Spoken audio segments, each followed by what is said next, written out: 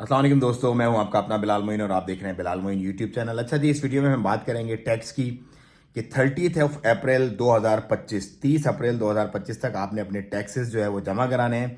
आप चाहे SPC on करते हैं, चाहे आप एलएलसी ऑन करते हैं, आपको 3 महीने हुए हैं, 6 महीने हुए या पूरा साल हो गया है, एनुअल फाइल रिटर्न जो है वो आपने लाजमी करवाना है अपना, वरना आपको पेनल्टीज और फाइन्स वगैरह पड़ेंगी ऑफ कोर्स। क्योंकि टैक्सेस जो है वो हमारी टीम जो है, जो हमारे अपने क्लाइंट्स हैं, वो तो हमसे बिल्कुल राब्ता कर रहे हैं और उनके टैक्सेस वगैरह हम पिला भी रहे हैं और उनके फाइल रिटर्न्स वगैरह जो भी हैं, उनके वैट रिटर्न्स वगैरह जो भी हैं वो सारे कर रहे हैं। अगर आप ये वीडियो अभी देख रहे हैं और आप हमारे वन ऑफ आवर क्लाइंट्स हैं तो ज़रूर हमसे फ़ौरन रब्ता करें। +9687996783 वही नंबर जो 2 साल पहले आपने रब्ता किया था, सेम नंबर पे।